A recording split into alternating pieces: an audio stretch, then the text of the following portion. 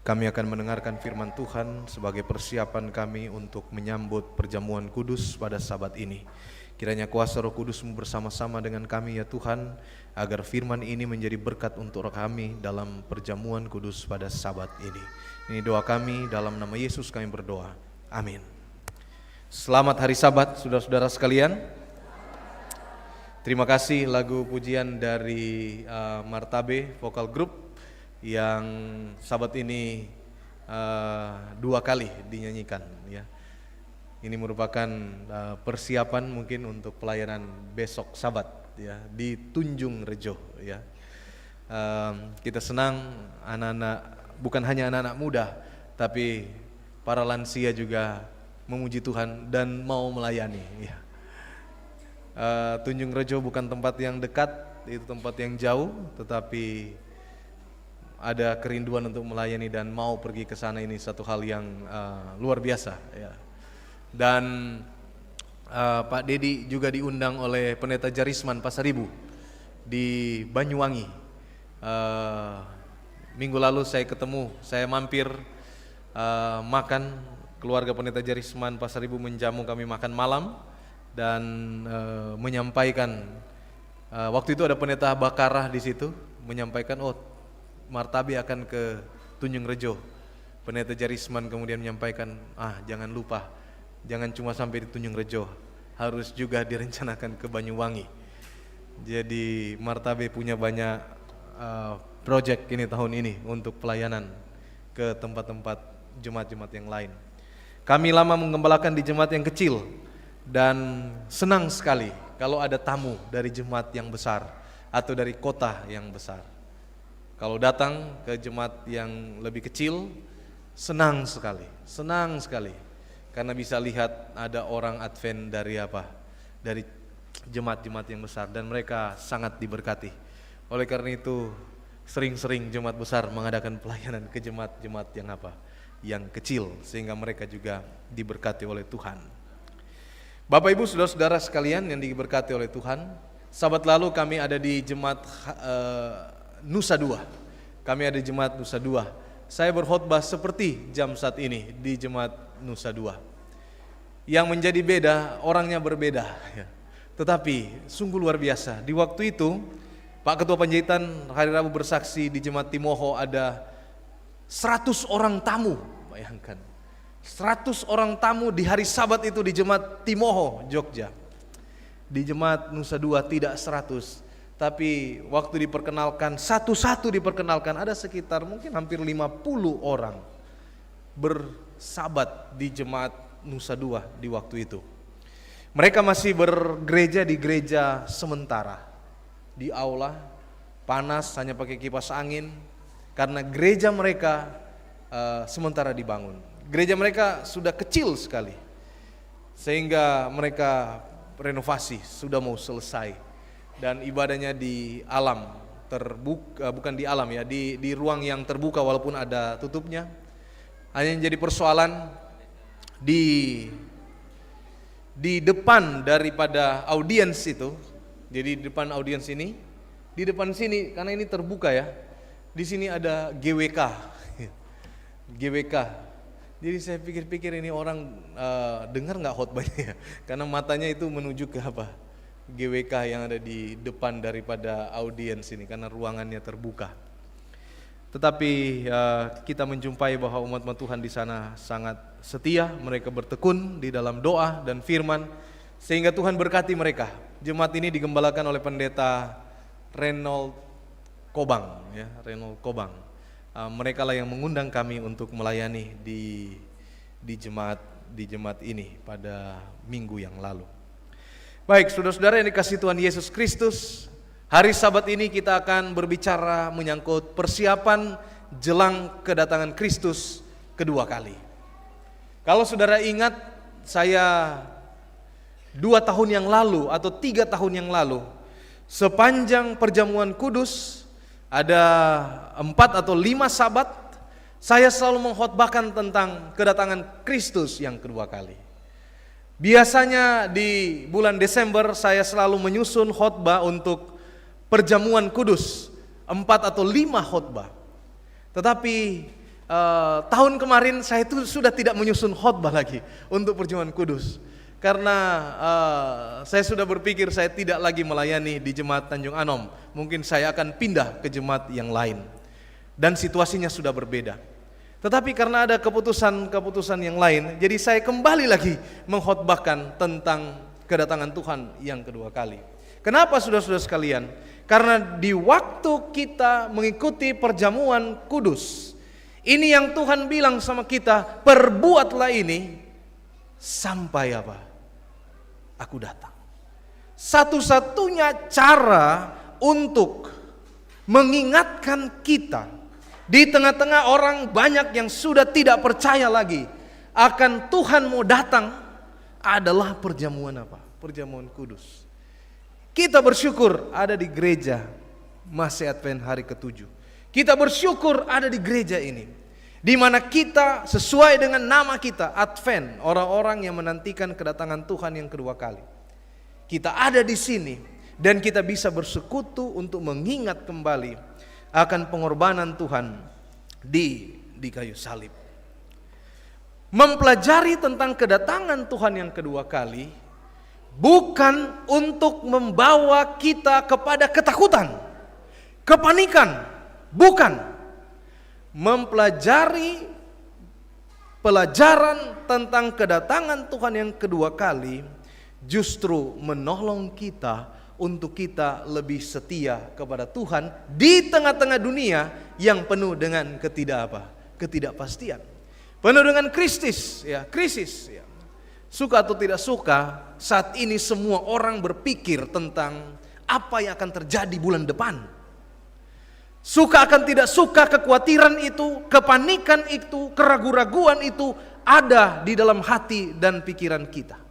Kenapa? Karena kita lihat berita saat ini. Kita buka internet, kita lihat peperangan yang terjadi antara Iran dan Amerika Serikat melawan juga Israel.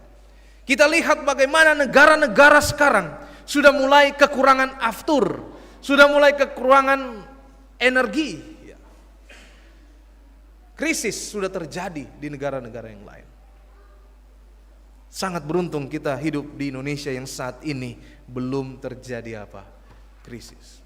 Tetapi ketika kita mempelajari akan firman Tuhan, kita tahu bahwa hidup di dunia ini bukan semakin baik, tetapi menjelang kedatangan Tuhan yang kedua kali, ada banyak kesulitan yang akan terjadi. Masa kesukaran akan terjadi.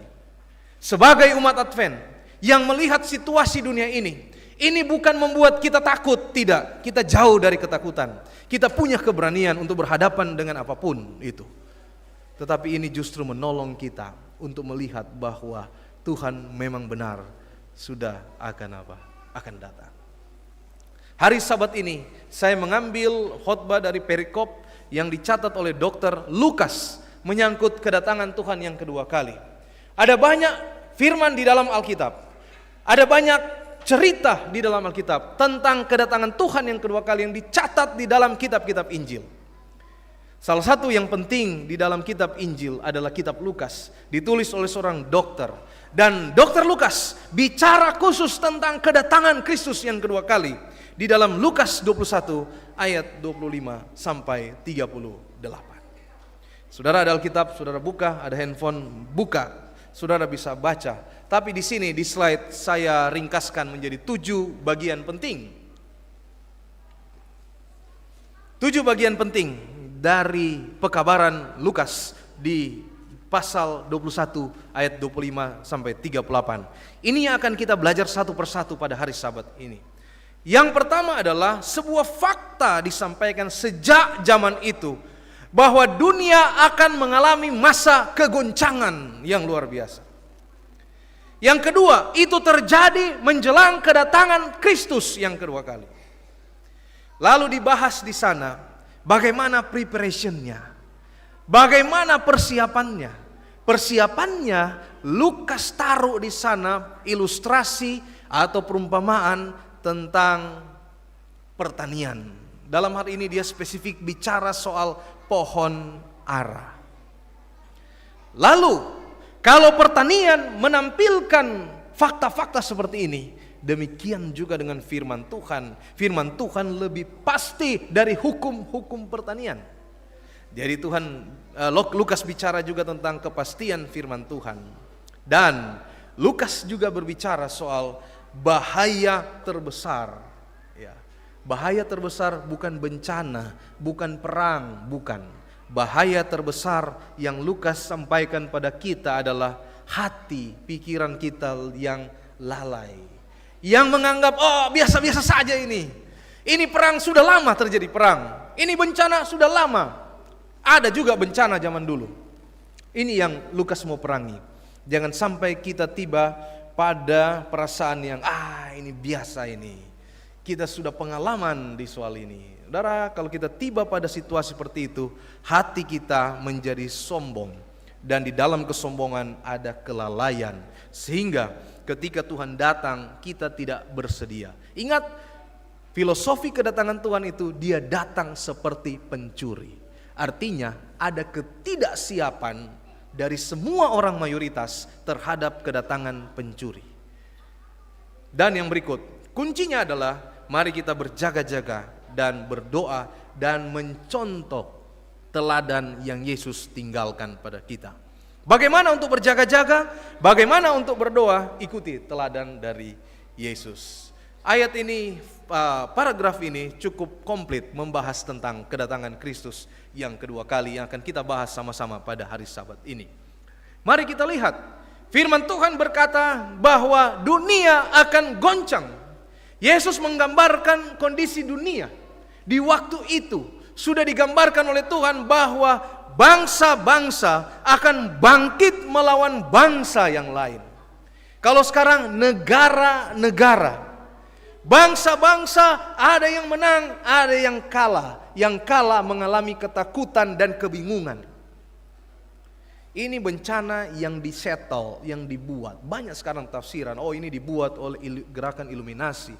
Perang ini dibuat oleh macam-macam. Kalau saudara baca bukunya seorang Alberto Rivera, seorang mantan Jesuit, dia menceritakan semua di sana hal-hal yang sekarang ini terjadi, ya, diceritakan di sana.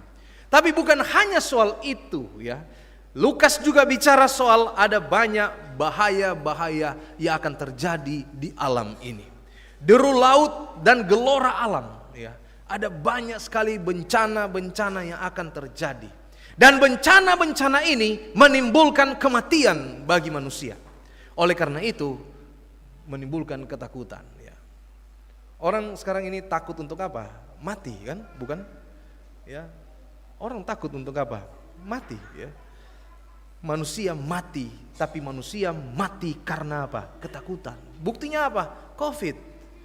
Ya, COVID merupakan bukti. Ada banyak orang yang meninggal karena kecemasan, karena ketakutan yang berlebihan. Meninggal, istirahat di dalam Tuhan untuk sementara waktu. Secara rohani kita melihat pandangan Lukas ini bahwa ketika situasi dunia seperti saat ini, maka dunia tanpa Tuhan, dunia ini akan penuh dengan kacau balau. Ketika Tuhan menciptakan dunia ini di dalam Kejadian pasal 1, kembali ke awal. Ayat 2, bumi belum berbentuk dan kosong, gelap gulita menutupi samudra raya, dan roh Allah melayang-layang di permukaan air. Kembali, kalau tidak ada Tuhan memang sebagai kompas kita, maka kacau balau yang akan terjadi. Ketika orang membangun menara Babylon, menjadikan diri sendiri sebagai sumber segala sesuatu, sebagai Tuhan diri sendiri, maka Tuhan kacaukan mereka. Tuhan mau mereka berserak, tetapi mereka mau membangun menara sampai menjangkau Tuhan di sorga. Tuhan serakkan mereka. Dan Babylon artinya kekacau balauan. Kacau balau. Jadi saudara-saudara sekalian, pastikan kehidupan kita di tengah-tengah krisis global, di tengah-tengah bencana, di tengah-tengah ketidakpastian dalam hidup ini, apakah Tuhan tetap ada di hati kita? Apakah kita tetap mengarah kepada Tuhan, memandang kepada Yesus? Kalau tidak, saudara-saudara sekalian, kehidupan kita akan dihantui oleh kecemasan, dihantui oleh ketakutan menghadapi masa depan. Kalau kita tidak menjadikan Tuhan sebagai penuntun di dalam hati kita. Ellen White, pernah saya ceritakan, Ellen White mendapat satu penglihatan bahwa ada sekelompok umat Tuhan di akhir zaman yang mereka sementara berjalan di tengah dunia yang penuh dengan dosa dan banyak sekali pergumulan. Dan dalam perjalanan itu digambarkan dalam penglihatan Ellen White itu, jalannya berbatu-batu. Kanannya ada jurang, kirinya ada tebing yang sewaktu-waktu bisa jatuh juga batu-batu di sana. Pohonnya mengakar sampai ke atas kepala, sehingga kesulitan orang-orang ini berjalan. Tetapi Ellen White melihat ada dua jenis orang dalam perjalanan ini. Yang pertama adalah orang yang walaupun dia terjatuh, dia selalu memandang ke depan. Dan yang kedua, orang yang tersandung, terjatuh, dia berhenti dan dia lihat lukanya, dia lihat persoalannya. Dan orang ini akhirnya kemudian berhenti dalam perjalanan. Sementara orang yang terus memandang ke depan, rupanya di dalam penglihatan itu, di depan sana ada meja dan Yesus duduk sebagai kepala meja. Jadi di dalam penglihatan ini, Ellen White ingin menyampaikan kepada kita bahwa apapun yang terjadi di dunia ini, kalau kita tetap memandang pada Tuhan, maka semua problem itu, batu, jurang, macam-macam problema itu, kita akan lewati. Kita akan lewati. Kita akan lewati. Karena kita matanya memandang kepada Tuhan. Tentunya ada banyak pergumulan-pergumulan kita secara pribadi lepas pribadi, secara keluarga lepas keluarga. Jangan pernah berputus asa. Pandanglah kepada Tuhan, karena Dia telah berjanji untuk memberikan kepada kita kehidupan yang berpengharapan di dalam Tuhan. Dunia ini bukan tempat tinggal kita. Dia menyediakan sorga untuk kita. Yohanes 14 ayat 1, 2, dan 3. Janji Tuhan secara langsung diucapkan, aku pergi ke situ untuk menyediakan tempat bagimu, supaya di tempat di mana aku berada, kamu pun berada. Janji ini diawali dengan satu kalimat pendek, namun berarti cukup penting untuk kita. Janganlah gelisah hatimu. Janganlah gelisah hatimu. Bukankah ini penyakit kita semua? Kegelisahan adalah penyakit manusia apa? Modern. Itulah sebabnya firman Tuhan ini pas untuk kita. Janganlah gelisah hatimu. Kedatangan Tuhan, Anak manusia itu dia akan datang di awan-awan dengan kuasa dan kemuliaannya. Ada pertanyaan, kenapa Tuhan tidak langsung datang ke dunia ini? Jawabannya adalah karena dunia masih penuh dengan dosa. Jadi jangan berpikir Tuhan datang kedua kali dia akan injakkan kaki di Surabaya, tidak. Tuhan tidak akan injakkan kaki di bumi. Dia akan datang di awan-awan bersama dengan malaikatnya. Kita yang akan diubahkan. Kita akan diangkat ke sorga, ya. Kita yang akan diubahkan, ya. Yang masih hidup akan diubahkan. Yang sudah mati setia dibangkitkan, diubahkan, naik sama-sama kemana? Ke sorga. Saudara yang mata sudah tidak bisa melihat dengan jelas, gigi sudah ompong, di waktu itu semua akan akan dipulihkan, ya.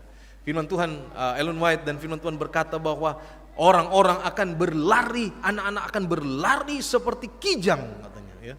Bukan main kepulihan secara fisik yang akan terjadi ketika Tuhan datang. Kita akan menjadi sempurna di waktu itu.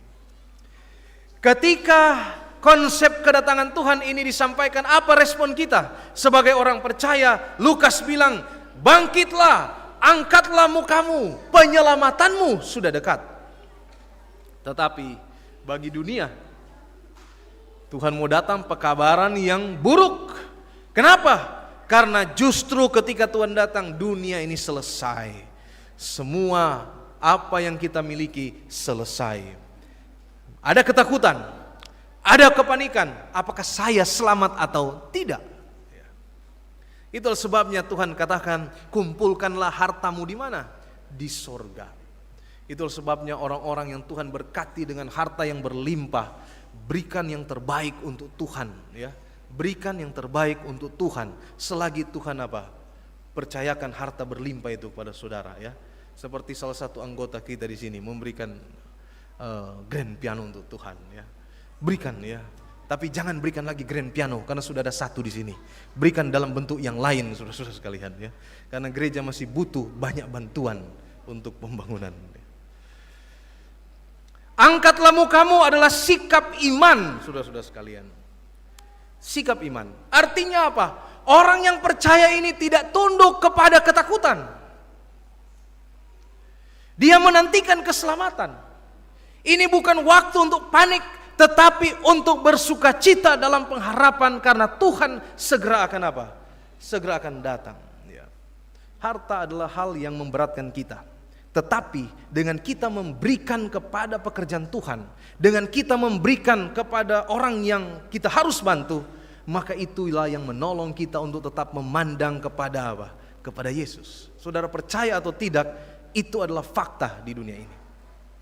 Cara satu-satunya memerangi ketamakan adalah dengan apa?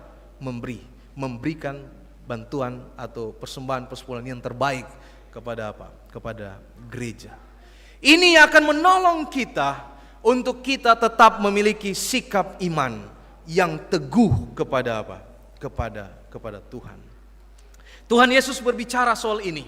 Bagaimana persiapan kita menyangkut kedatangan Tuhan dengan mengambil perumpamaan tentang pohon ara. Perumpamaan tentang pohon ara. Saya belum pernah melihat pohon ara. Tapi satu waktu Pak Panjaitan waktu baru pulang, ketua kita baru pulang dari Israel menceritakan kepada kita disertai foto dan gambar tentang pohon ara. Ilustrasi Yesus sederhana sekali. Dia bilang begini, jika pohon bertunas maka itu artinya musim panas sudah apa? Sudah dekat. Maka hal yang sama pun dengan zaman ini. Ketika peristiwa ini terjadi, maka kedatangan Tuhan sudah dekat. Tuhan begitu baik sama kita manusia. Dia berikan kita tanda. Dia tidak datang langsung dengan keputusan, tidak. Tuhan berikan kita tanda. Artinya ada kesempatan untuk kita bertobat. Ada kesempatan membereskan dosa-dosa pribadi kita kepada Tuhan. Dan kita datang kepada Tuhan dengan hati yang tulus dan murni untuk pertobatan. Orang percaya harus peka secara rohani. Harus pertebal iman kita. Harus pertebal keyakinan kita kepada Tuhan. Harus pertebal perasaan kita terhadap situasi di dunia ini. Jangan kita menganggap biasa-biasa saja.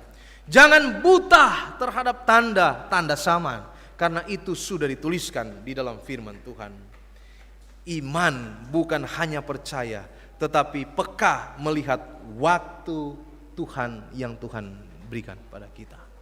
Ingat bahwa ada waktunya kita mengamati dan ada waktunya kita mengimani apa yang firman ini sampaikan. Firman menyampaikan, dipelajari, dan ada waktunya kita melihat zaman itu, korelasikan itu dengan firman ini. Lalu kita ambil keputusan iman daripadanya untuk setia kepada Tuhan. Langit dan bumi akan berlalu, tetapi perkataanku tidak akan berlalu. Ini kata firman, kata Lukas. Langit akan lenyap, tetapi firman Allah ini tetap selama-lamanya. Itu artinya bahwa firman ini mengandung kepastian. Ada kepastian. Di tengah-tengah dunia yang tidak pasti ini, kita bersyukur orang Advent punya kepastian lewat apa? Alkitab. Kita punya firman. Hanya persoalan saudara-saudara sekalian, apakah kita membaca firman Tuhan ini atau tidak? Jujur kita akui dalam hidup kita, apakah kita membaca firman ini atau apa? Atau tidak. Padahal inilah sumber kepastian di dalam kehidupan apa? Di dalam kehidupan kita. Makna mendalamnya bahwa di dunia ini sementara firman itu kekal. Dunia ini sementara firman itu kekal. Ini memberikan kepastian di tengah-tengah ketidakpastian. Pegangan saat dunia berubah. Apa yang Yesus katakan pasti akan terjadi. Kalau kita membaca nubuatan-nubuatan, mulai dari kitab Daniel, diperlengkapi dengan kitab Wahyu, tulisan-tulisan roh nubuat, apa yang disampaikan telah terjadi. Jadi tidak ada keraguan bagi kita untuk tidak percaya lagi nubuatan yang akan terjadi. 10 jari-jari kaki, kerajaan yang berkuasa saat ini di dunia sudah ada. Itu berarti setelah ini ada kerajaan batu. Batu yang berguling tanpa dipengaruhi oleh manusia. Dia berguling sendiri dan dia menghantam jari-jari kaki patung itu. Dan patung itu apa? Hilang, hancur, berantakan. Itulah kerajaan batu, yaitu kerajaan Tuhan yang akan segera datang setelah hal ini. Bahaya bila lalai, saudara-saudara sekalian. Yesus memperingatkan kita bahwa pesta pora, kemabukan, kepentingan duniawi ini ada di sekitar kita. Ini ada di sekitar kita. Pesta pora, kemabukan, kepentingan dunia, ya. Bahaya terbesar dari bencana. Bahaya terbesar bukan bencana, tapi hati yang terlena, ya, karena kesibukan, karena berbagai-bagai hal. Hari Senin yang lalu kami di Denpasar, saya bertemu rapat dengan pengurus dari Bali BSM, Bali Sehat Ministry. Kita bertemu di toko klub sehatnya. Kita bertemu 2 kali. Yang pertama di Sanur juga, yang kedua di tokonya. Kita rapat di lantai 2-nya.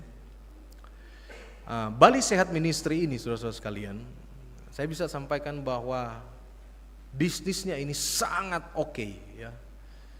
Karena dia buka sekarang ada 3 klub sehat di Bali.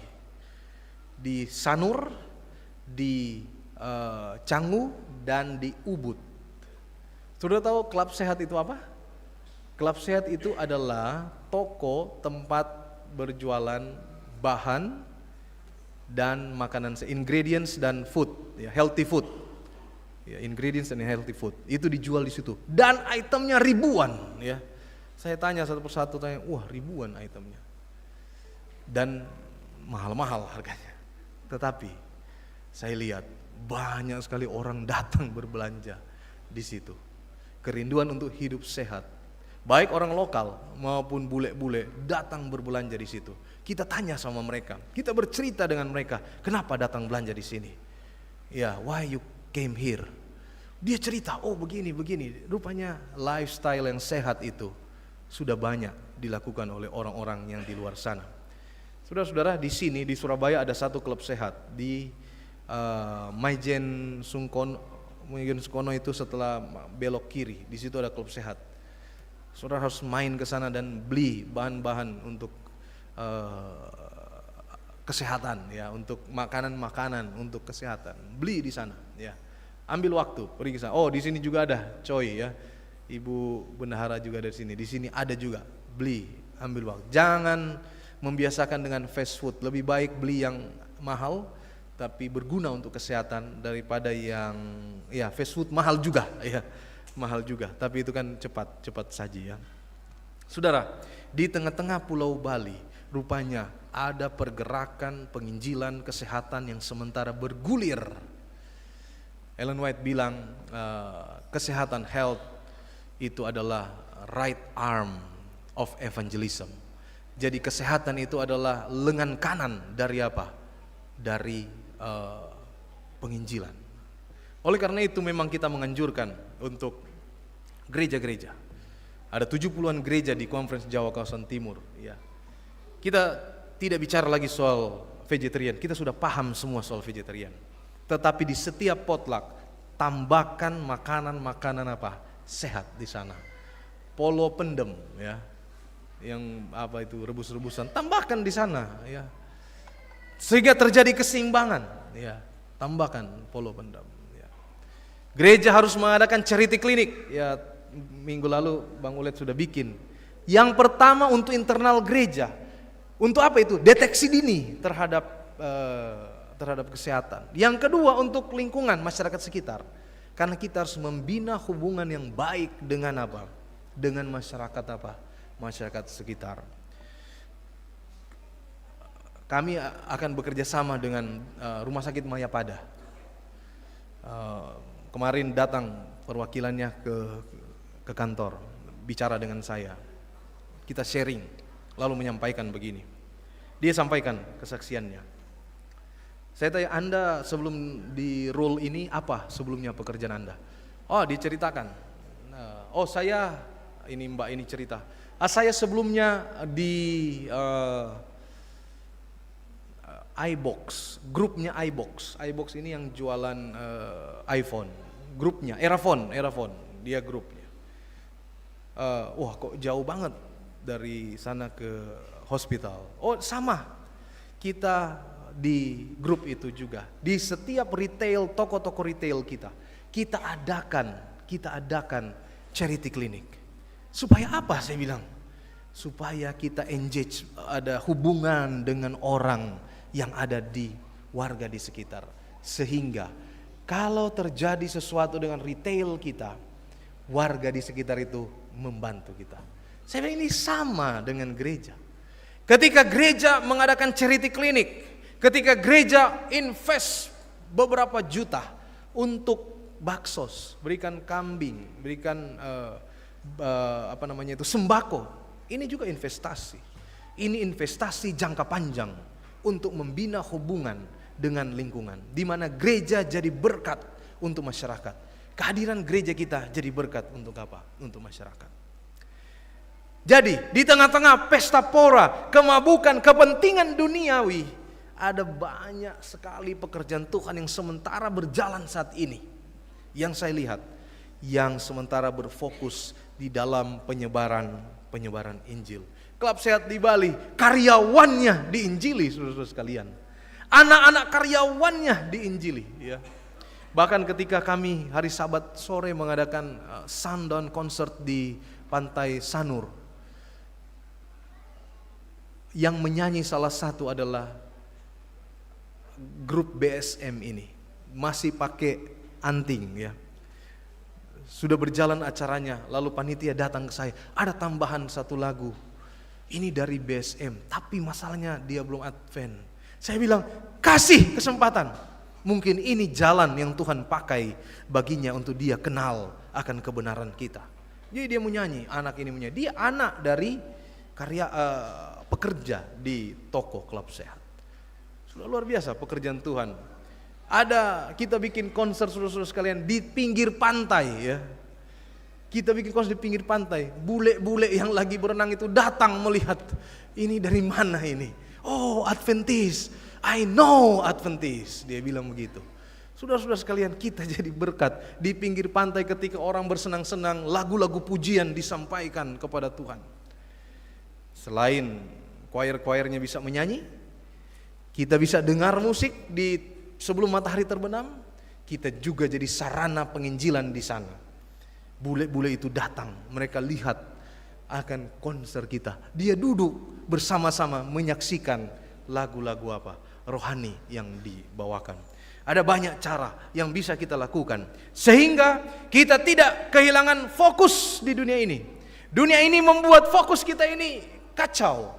Tetapi ketika kita tidak terlalu sibuk dengan dunia ini, ketika kita menyampaikan pelayanan kita kepada dunia, kita tidak kehilangan fokus rohani.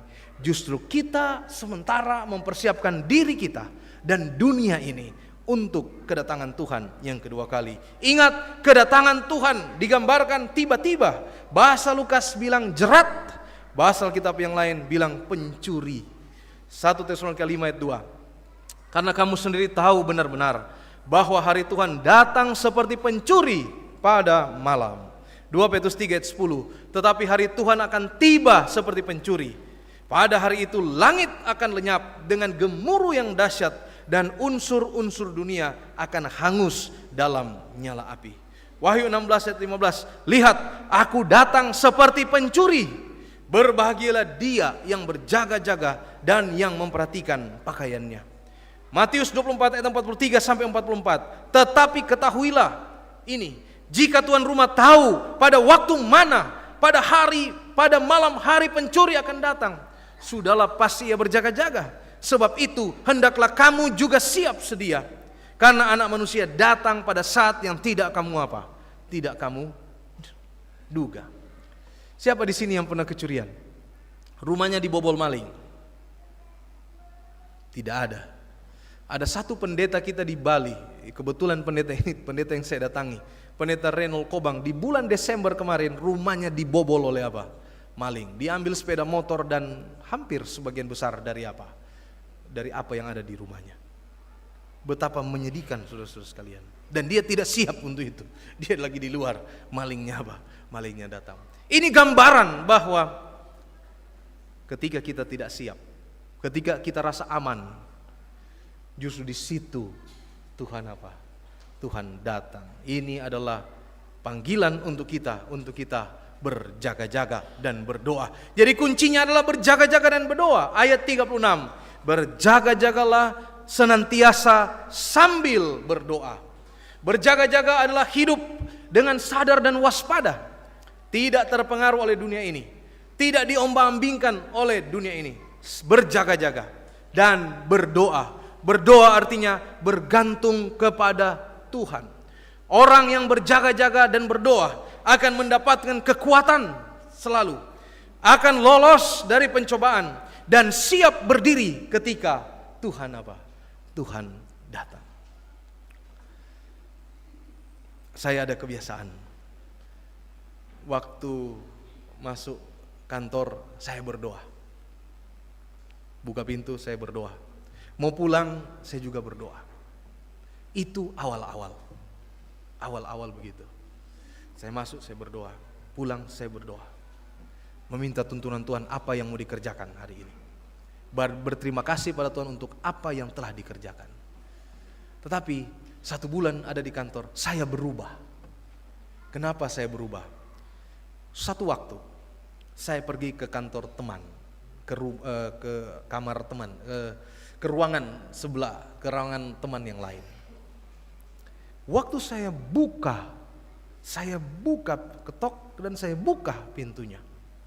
Saya lihat teman saya, dia lagi berdoa di tempat duduknya. Saya lihat teman saya, dia lagi berdoa di tempat duduknya. Saya segera tutup. Itu pagi. Saya kembali ke tempat saya. Beberapa waktu kemudian, menjelang pulang, 4:30, saya main lagi ke teman saya. Ada keperluan. Saya ketok, saya buka. Dia lagi berdoa. Dan posisi sama di tempat duduknya. Bertelut dia berdoa. Saya bilang, saya ini apa? Saya kalah di dalam soal apa? Berdoa. Sejak saat itu saya robah. Saya juga harus apa? Bertelut dan berdoa. Ini merupakan teguran untuk saya. Saya berdoa hanya berdiri. Saya rasa kurang penyerahannya. Teman saya lebih banyak penyerahannya. Saya harus tiru dia. Saya bertelut dan saya apa? Berdoa. Berapa banyak saudara yang kerja di kantoran melakukan ini? Ketika saudara masuk kantor, saudara bertelut dan berdoa dulu. Saudara akan rasakan bagaimana kuasa Tuhan menolong saudara dalam pekerjaan ini. Ketika saudara melakukan itu dengan kesungguh-sungguhan di dalam Tuhan. Saudara akan membedakan mana yang benar, mana yang salah di dalam kehidupan ini. Saudara akan jadi berkat. Ada banyak inspirasi Tuhan yang akan datang kepada saudara ketika saudara berkomunikasi dengan Tuhan. Dan bukankah ini contoh dari Tuhan Yesus? Teladan yang Tuhan berikan, siang dia mengajar, malam dia berdoa di Bukit Zaitun. Hidup ada keseimbangan. Kita tidak boleh jatuh ke dalam pelayanan, tapi kosong secara pribadi dan rohani. Saudara-saudara yang banyak berdiri di depan untuk berfirman, untuk melayani, harus lebih banyak waktu yang saudara gunakan juga untuk apa? Berdoa. Jangan sampai kita cuma tampil-tampil pakai baju-baju bagus di depan mimbar, berdoa macam-macam pelayanan, tapi kita melalaikan kerohanian diri kita sendiri ya. Kerohanian diri kita pribadi adalah doa dan baca firman dengan Tuhan, dan inilah harus kita teladani. Oke, kutipan Roh Nubuat, tulisan-tulisan permulaan. Ellen White berkata, pekabaran-pekabaran ini dinyatakan kepada saya sebagai suatu jangkar bagi umat Allah. Jangkar katanya pelajaran ini. Mereka yang mengerti dan menerimanya akan terpelihara dari amukan arus penipuan setan yang banyak itu. Saudara-saudara sekalian, saudara tahu jangkar? Jangkar menolong kapal untuk tetap apa? Untuk tetap stabil, saudara-saudara sekalian. Tetap stabil. Ya. Kami menyeberang ke Bali. Tiba-tiba saudara-saudara sekalian, terjadi mau sandar dia ini kan, dia agak keras benturannya bang. Sudah abang tahu apa yang di pikiran saya? Yang di pikiran saya mobil saya, aduh dia goyang itu. Saudara, manusia ini masalahnya, harus lebih banyak kita apa? Berdoa saudara sekalian ya. Baru digoyang sedikit kita sudah berpikir, aduh bagaimana ini. Saudara-saudara sekalian, pekabaran ini menjadi jangkar supaya kita tetap seperti kapal yang berjangkar, dia akan tetap kokoh. Mau ada apapun di dunia ini, dia tetap kokoh di dalam apa? Tuhan. Mau diomongin apapun, mau dunia mau perang bagaimanapun, dia tetap kokoh karena dia tahu ini ada firman apa?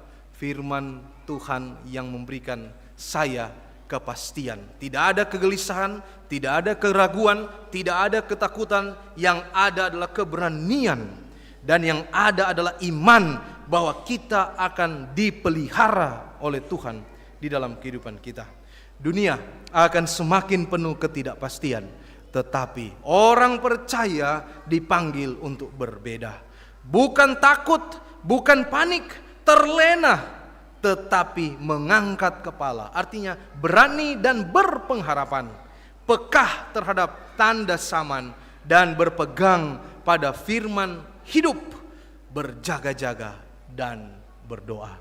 Semoga Tuhan memberkati kita semua ketika kita mengikuti perjamuan kudus. Kita ingat kembali bagaimana pengorbanan Tuhan Yesus di kayu salib. Ini menolong kita untuk membereskan dosa-dosa pribadi kita kepada Tuhan, dan kita berkomitmen untuk hidup setia di dalam kehidupan kita. Tuhan memberkati kita semua. Mari kita berdoa. Terima kasih Tuhan untuk firman-Mu pada hari Sabat ini. Mempersiapkan hati kami untuk menerima roti dan anggur yang melambangkan tubuh dan darah Yesus. Ketika kami akan masuk di dalam upacara perjamuan kudus, saling basuh kaki. Tolong kami untuk hidup rendah hati dalam hidup ini. Tolong kami untuk selalu berserah diri kepada Tuhan.